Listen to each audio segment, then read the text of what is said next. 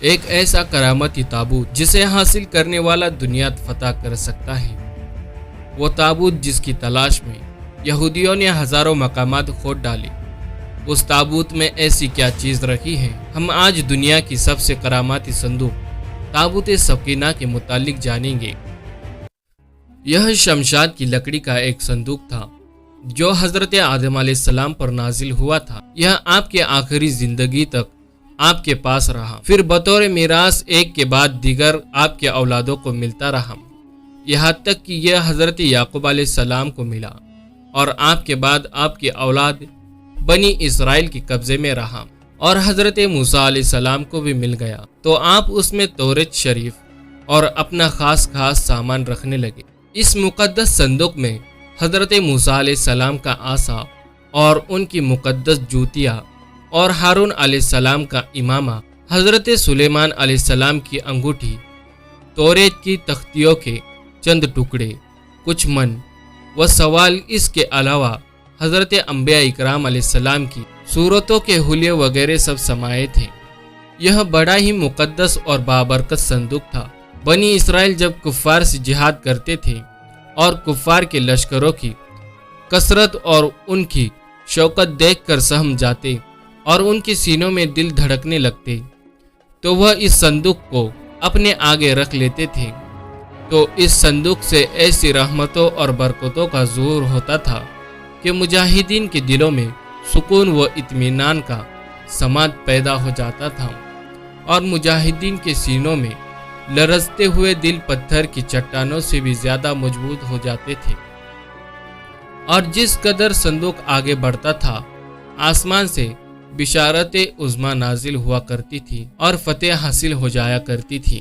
بنی اسرائیل میں جب کوئی اختلاف پیدا ہوتا تھا تو لوگ اسی صندوق سے فیصلہ کرتے تھے۔ صندوق سے فیصلے کی آواز اور فتح کی بشارت سنی جاتی تھی۔ بنی اسرائیل اس صندوق کو اپنے آگے رکھ کر اور اس کو وسیلہ بنا کر دعائیں مانگتے تھے تو ان کی دعائیں قبول ہوتی تھی، اور بلاؤں کی مصیبتیں اور وباؤں کی آفتیں ٹل جایا کرتی تھی۔ الغرض یہ صندوق بنی اسرائیل کے لیے تابوت سکینہ، برکت و رحمت کا خزانہ اور نصرت خداوندی کے نزول کا نہایت مقدس اور بہترین ذریعہ تھا۔ مگر جب بنی اسرائیل طرح طرح کے گناہوں میں مولس ہو گئے اور ان لوگوں میں معاصی، طغیانی اور سرکشی کا دور عام ہو گیا، تو ان کی بدعمالیوں کی نحوست سے ان پر خدا کا یہ غضب نازل ہوا کہ قوم عمالیقہ کے کفاروں نے ایک لشکر زرار کے ساتھ ان لوگوں پر حملہ کر دیا۔ ان کفاروں نے بنی اسرائیل کا قتل عام کر کے ان کی بستیوں کو تختہ و تاراج کر ڈالا، عمارتوں کو توڑ پھوڑ کر سارے شہر کو تہس نہس کر ڈالا، اور اس متبرک صندوق کو بھی اٹھا کر لے گئے۔ اس مقدس صندوق کو نجاستوں کے کوڑے میں پھینک دیا۔ لیکن اس بے ادبی کا قوم عمالیقہ پر یہ وبال پڑا کہ یہ لوگ طرح طرح کے بیماریوں اور بلاؤں کے ہجوم میں جھنجھوڑ دیے گئے۔ چنانچہ قوم عمالیقہ کے 5 شہر بالکل برباد و ویران ہو گئے، یہاں تک کہ ان کافروں کو یقین ہو گیا کہ یہ صندوق کے رحمت کی بے ادبی کا عذاب ہم پر پڑ گیا ہے، تو ان کافروں کی آنکھیں کھل گئی۔ چنانچہ ان لوگوں نے اس مقدس صندوق کو ایک بیل گاڑی پر لاد کر بنی اسرائیل کی بستی کی طرف ہنک دیا۔ پھر اللہ تعالیٰ نے 4 فرشتوں کو مقرر فرما دیا جو اس مبارک صندوق کو بنی اسرائیل کے نبی حضرت شمویل علیہ السلام کی خدمت میں لائے۔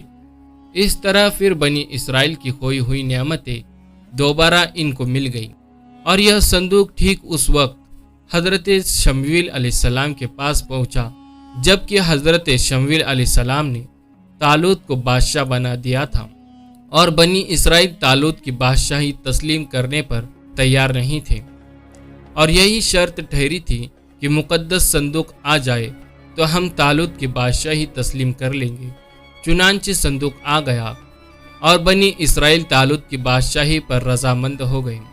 قرآن مجید میں اللہ تعالیٰ نے سورہ بقرہ میں اس مقدس صندوق کا تذکرہ فرماتے ہوئے ارشاد فرمایا، جس کا ترجمہ ہے، اور ان سے ان کے نبی نے فرمایا، اس کی بادشاہی کی نشانی یہ ہے کہ آئے تمہارے پاس تابوت جس میں تمہارے رب کی طرف سے دلوں کا چین ہے اور کچھ بچی ہوئی چیزیں ہیں۔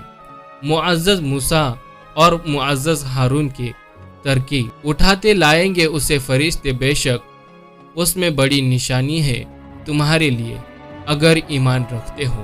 امید کرتا ہوں کہ آج کی ویڈیو آپ کو پسند آئی ہوگی۔ اگر ویڈیو پسند آئی ہو تو اس ویڈیو کو لائک کریں، کمنٹ کریں اور شیئر کریں، اور اگر آپ ہمارے چینل پر نئے ہیں تو ہمارے چینل اسلام کے واقعات کو ضرور سبسکرائب کریں۔ ملتے ہیں اگلی ویڈیو میں، تب تک کے لیے اللہ حافظ۔